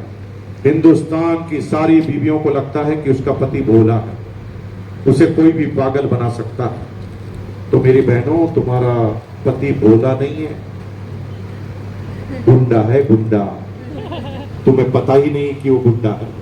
वो भोला नहीं है, उसे कोई भोला नहीं बना सकता। लेकिन दुनिया की हर बीवियों को लगता है कि पति भोला है, और दुनिया के हर पति को लगता है कि पत्नी पागल है, चाहे वो राउरकेला की कलेक्टर ही हो। राउरकेला की कलेक्टर भी बन जाओ ना, तो पति क्या कहेगा, है पागल, इतनी सी बात नहीं है। ये परंपरा है हमारे हिंदुस्तान। प्रॉब्लम ये थी कि मेरी बीवी मुझे बार बार कहती थी, तुम तो उल्लू हो, कोई भी तुम्हें मूर्ख बना देता है, कोई भी कुछ भी देकर आ जाता है, किसी की भी बात में आके कुछ भी खरीद कर लेकर आ जाते हो। तो मुझे पहले ही डायलॉग दिमाग में आने लगे कि मैं किट लेकर जाऊंगा तो मेरी बीवी मुझे पूरा छोड़ेगी, मैं क्या करूंगा। तो मैं घर में गया, पहले देखा कि बीवी क्या कर रही है। तो बीवी झाड़ू निकाल रही थी, गेट पर ही थी। मैंने कहा किट अंदर ले जा नहीं सकते, नहीं तो पूछेगी कहां से लाए। तो मैंने कहा ये वेंटिलेटर है, इस पर डाल देते हैं, बाद में किट ले लेंगे। तो हमने किट को फेंका और वेंटिलेटर पर डाल दिया। वो किट मुझे वापस कभी मिला नहीं, क्योंकि किसी ने फेंकते हुए देख लिया, वो उठा के लेके भाग गया। मेरी पहली किट गायब। अब मजे की बात, पहली किट भी मेरे पास नहीं आई, फिर भी मैं इस बिजनेस में आ गया और टॉप का अचीवर बन गया। ये किसकी प्लानिंग है? पहली किट भी मेरे पास नहीं आई, तब भी मैं इस बिजनेस का अचीवर, क्योंकि भगवान को जो करना है ना, करके रहेगा। तुम 1000 कोशिश कर लो, तुम वही कर पाओगे जो भगवान चाहता है। मैंने ज्वाइन कर लिया। मैंने सोचा कि 1500 रुपए देकर बॉस से पिंड छुड़ा लिया है, अब बॉस कम से कम बार बार तो नहीं बोलेगा। तब मुझे पता चला कि किट लेने से काम खत्म नहीं होता, काम चालू होता है। अब तो परेशानी चालू होगी, कम नहीं होगी। अब बॉस मेरे पास रोज आने लगा, डेली। और बॉस मेरे पास आकर कहता था, मुकेश जी वो जो तुमने किट ली है ना, वो छोटी मोटी किट नहीं है, इससे जीवन बन सकता है। और तुम्हारे गांव का सबसे बड़ा बंगला तुम्हारा होगा, तुम्हारी सबसे बड़ी कार तुम्हारी होती। वो लगातार इससे मुझे कहता था। फिर लास्ट में कहता था कि उसी के एक्सपर्ट आज शाम को 8 बजे मेवाड़ चैंबर ऑफ कॉमर्स में आ रहे हैं। मैंने 2 टिकट खरीद ली है, तेरी और मेरी, दोनों भाई चलेंगे, चलेगा ना? मन में सोचता था साला एक बार गया था, 1500 रुपए देकर आया, तुम मर जाए तो नहीं जाऊंगा। लेकिन ऊपर क्या बोलता था? यस सर, चलेंगे ना सर? बिल्कुल चलेंगे। और भाई साहब मैं जाता नहीं था, 8 बजे जाता नहीं था, तो बॉस अगले दिन आता था फॉलोअप के लिए और मेरे से कहता था, अरे मुकेश जी आप आए नहीं, आपकी टिकट ऐसे ही खराब गई, अरे मैंने आपका इंतजार किया, जगह रोक के रखी थी, आप क्यों नहीं आए? तो मैं बॉस से कहता था, बॉस आने की 100% तमन्ना थी, बॉस हम खुश नसीब हैं कि आप हमारे बॉस हैं और हमें सिखाने के लिए बुलाते हो, और मैं 100% आना चाहता था बॉस, लेकिन करता क्या, जो ही घर से बाहर निकला स्कूटर खराब हो गया। दैट इज बहाना। बॉस को पता था ये झूठ बोल रहा है, फिर भी बॉस ऐसे रिएक्ट करता था जैसे उसे कुछ पता नहीं। वो क्या बोलता था? स्कूटर खराब हो गया, क्या हुआ स्कूटर को, ज्यादा नुकसान तो नहीं हुआ? अरे भाई ये तो स्कूटर है, कभी तुम्हारा खराब कभी मोरा खराब, अब इसमें तुम्हारी क्या गलती है? अगर तुम नहीं आए तो तुम्हारी कोई गलती नहीं, कोई बात नहीं, चलो जो हुआ ठीक हुआ, लेकिन मीटिंग तो आज भी है, आज तो आएगा। Yes sir. जाता नहीं था अगले दिन, क्यों नहीं आया? सर आना चाहता था लेकिन बीबी की तबीयत खराब हो गई। क्या हुआ भाभी जी को? ज्यादा तबीयत तो खराब नहीं हुई, और एक किसी भी डॉक्टर की जरूरत हो तो बोलना, सारे डॉक्टरों के नंबर मेरे पास है। और वेरी गुड भैया, सलूट करने का मन करता है, कितना ध्यान रखना अपने पति का, दुनिया के सारे पति तेरे जैसे होने चाहिए। Very good, good decision. कल तू नहीं आया, मीटिंग तो आज भी है। हर बार पुराने डिसीजन को ठीक करके नई बार इनवाइट कर लेना, और बिना टेंशन में आए इनवाइट कर लेना। अगले दिन क्यों नहीं आया? सर आना चाहता था लेकिन मेरी खुद की तबीयत खराब हो गई। तेरी तबीयत? पहला सुख निरोगी काया, दूसरा सुख घर में माया। गुड डिसीजन कि कल तू नहीं आया, तेरी तबीयत खराब हो गई, मीटिंग तो आज भी है। और वो मुझे रोज बोलता और मैं रोज नहीं जाता। फिर थोड़े दिन तक तो ठीक ठीक बहाने बनाए, फिर उल्टे पुल्टे बहाने बनाने लगा। और भाई साहब अब तो मैं मारा मारी करने लगा। पड़ोसी मेरा था नहीं, मैंने उसको बहाने में मार दिया कि सर पड़ोसी 4 बजे ही मरा था, और पता नहीं इसको मार दिया उसको मार दिया। इतने बहाने बना लिए कि 15 दिन बाद तो मुझे घबराहट सी होने लगी। सपनों में बॉस आने लगा, सपनों में बॉस आता था और कहता था चल मीटिंग। मैं कहता मर गया, तो बीबी कहती थी कौन मर गया? अरे मैंने कहा यार गलती से हो गए, सपने में मैं तो कोई बहाना बना रहा था, मरा हुआ रहा। इतना टेंशन में रहने लग गया 15 दिन में। 15 दिन बाद बॉस को पता था ये एक दिन थकेगा, और इतना अगर आपके पास पेशेंस है तो दुनिया की कोई ताकत तुम्हें नाकामयाब नहीं करेगी। बॉस 15 दिन बाद मुझे लैंडलाइन पे फोन करता था, 15 दिन बाद लैंडलाइन पे फोन किया, गुड मॉर्निंग। मैंने कहा good morning sir. Good morning sir. तो बॉस ने कहा आज तेरे घर के बाहर से निकला था, ड्राइंग रूम एकदम खाली था, घर के बाहर कोई गाड़ी नहीं खड़ी थी, कोई मेहमान तो नहीं आया? मैंने कहा सर आज तो कोई मेहमान नहीं आया। Okay okay. तू सुबह सुबह स्कूटर पर दूध लेने जा रहा था, स्कूटर तेरा ठीक है? मैंने कहा सर स्कूटर तो आज एकदम ठीक है। Okay okay okay. तू और तेरी पत्नी गार्डन में सुबह 4 बजे तेज तेज वॉकिंग कर रहे थे, दौड़ रहे थे, मतलब दोनों की तबीयत ठीक है? मैंने कहा हाँ सर दोनों की तबीयत ठीक है। तो फिर आ जा। और 15 दिन बाद मैं फंस गया वापस। लेकिन इस बार मैं सोच के गया था, नाराज हो जाए तो हो जाए, आज क्लियर कट बोल देना है। आज कुछ लोग ऐसे ही क्लियर कट बोलने आए होंगे कि साला तू कितनी भी बार बुला मैं नहीं करूंगा। तो मैं आप ही की तरह क्लियर कट बोलने आया था, और मैंने मुट्ठी भरी और मैंने कहा आज सच सच बोल दूंगा। तो काउंसलिंग मीटिंग थी, सेमिनार से ज्वाइनिंग होती है, लीडर का निर्माण काउंसलिंग से होता है। हर महीने की 1 तारीख को काउंसलिंग करना मत भूलना। और वही काउंसलिंग थी। अगर मैं उल्टे पुल्टे प्रश्न नहीं करता तो मुकेश कोठारी आज यहां पर नहीं होता। मैंने उस दिन जमकर उल्टे पुल्टे प्रश्न कर डाले, और उसी का नतीजा है कि मेरे कंसेप्ट क्लियर हो गए। तुम पूछोगे नहीं तो समझोगे नहीं, क्योंकि समझने के लिए पूछना जरूरी है। अब मैं आया सुबह 10 बजे, काउंसलिंग मीटिंग थी, मेरा नंबर आया। बॉस ने मुझे कहा तुम्हें 15 दिन हो गए ज्वाइनिंग किए हुए, तुम कुछ करते क्यों नहीं? मैंने बॉस से कहा, बॉस मेरे सिर पर हाथ रख के कसम खाओ कि मेरी बात का बुरा नहीं मानोगे। तो उसने मेरे सिर पर हाथ रख के कहा, यार तू मेरा छोटा भाई है, तेरी क्यों बुरा मानूंगा। तो मैंने कहा बॉस सही सही बात यह है कि आप ना 4 जन्म भी ले लो तो मैं इस बिजनेस को नहीं करूंगा। 1 जन्म नहीं, 4 जन्म भी ले लो ना तो इस बिजनेस को मैं नहीं करूंगा। अब तक मैं बहाने बना रहा था। और बॉस एक लाइन और कहना चाहता हूं, मेरे जान में जान है ना तब तक मैं आपको भी नहीं करने दूंगा। आप जिसको भी समझा के आओगे मैं उसको नेगेटिव करके आ जाऊंगा। बॉस ने कहा ऐसा क्यों। मैंने कहा बॉस यार कम से कम अपने स्टैंडर्ड का तो बिजनेस करो। आप पूरी कंपनी के मार्केटिंग मैनेजर हैं, 1.5 करोड़ मीटर कपड़ा आप बेचते हैं, मैं डिप्टी मार्केटिंग मैनेजर हूं। 1.5 करोड़ मीटर कपड़ा बेचने वाला आदमी घर घर जाकर बोलेगा 3 जोड़ी कपड़े ले लो कपड़े। ये बॉस आपके स्टैंडर्ड का बिजनेस नहीं है। आपको गाइड योर इंफॉर्मेशन, मैं आपको बता दूं कि आपके मतलब का बिजनेस नहीं है। और बॉस जब आपके मतलब का नहीं है तो मेरे मतलब का कैसे होगा। अरे यार कंपनी हमें कार देती है, अब हम कार में किट लेकर जाएंगे 3 जोड़ी कपड़े घर में जाकर के किट ले लो किट ले लो। ये बॉस मैं इस काम को नहीं करूंगा। तो बॉस मेरे को देखकर मुस्कुरा। यहां से मेरे जीवन का टर्निंग पॉइंट चालू हुआ।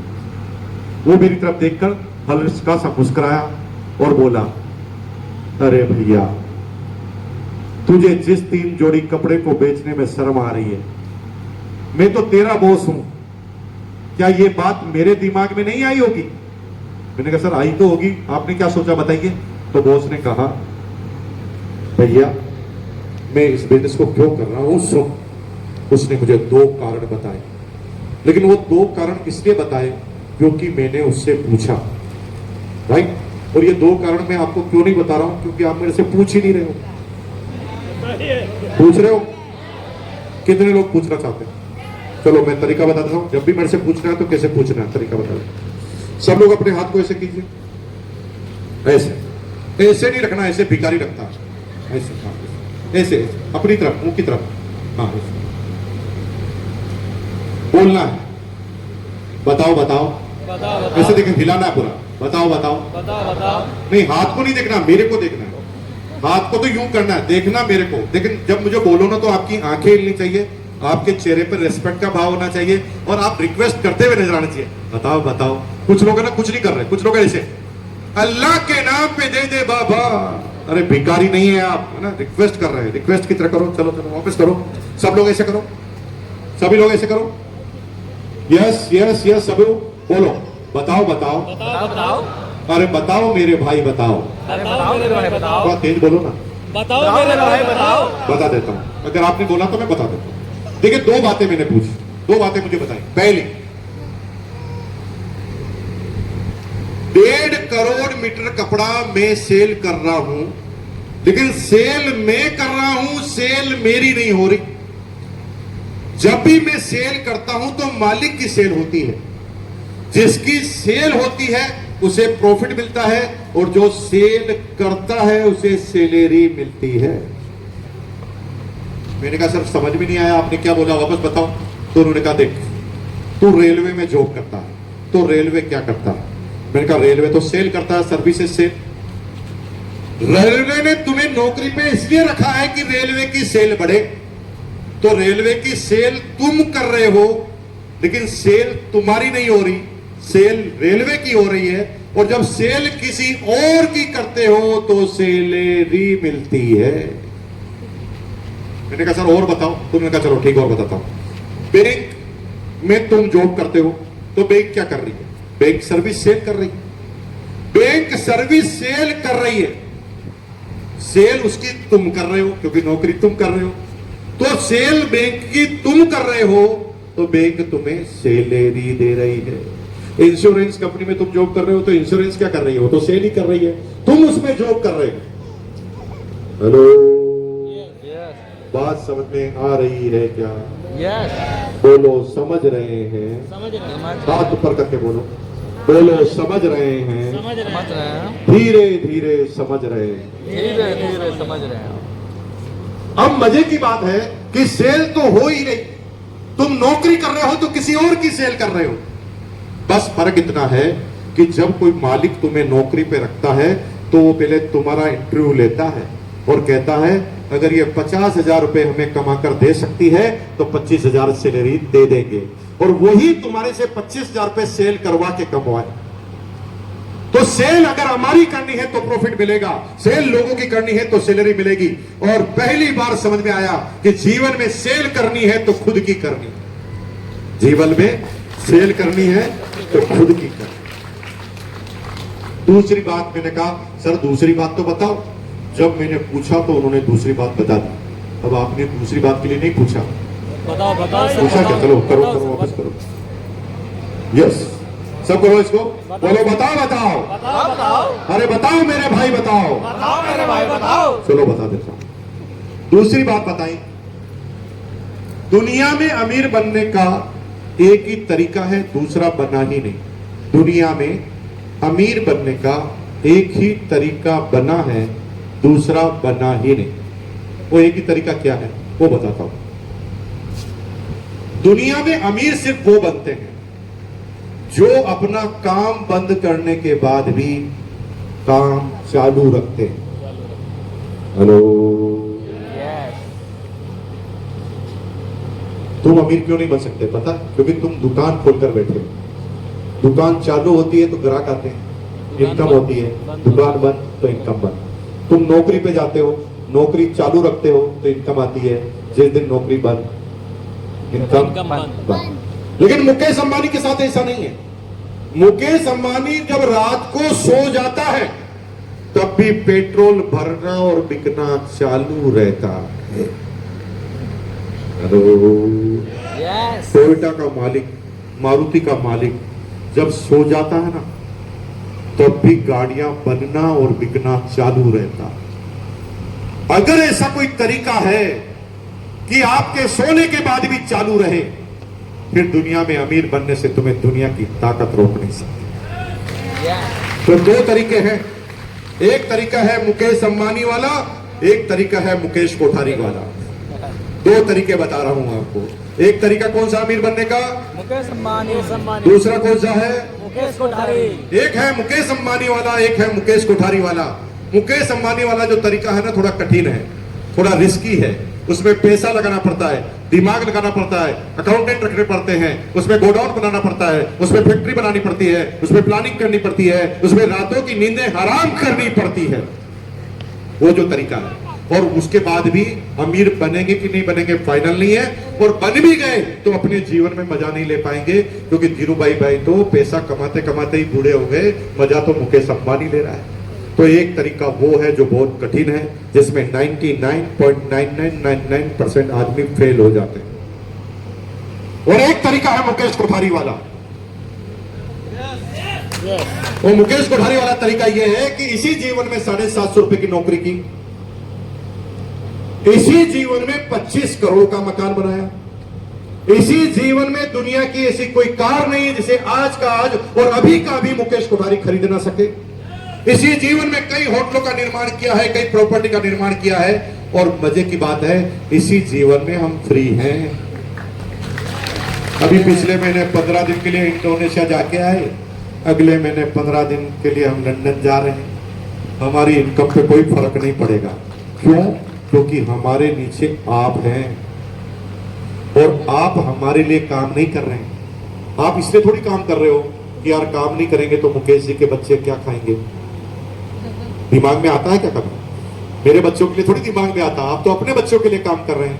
और जब भी आप अपने बच्चों के लिए काम करेंगे तो मेरे बच्चों के भविष्य को बनने से दुनिया की ताकत रोक नहीं सकती। तो एक तरीका है मुकेश अंबानी वाला, दूसरा है मुकेश कोठारी वाला। समझ में आ रहा है क्या?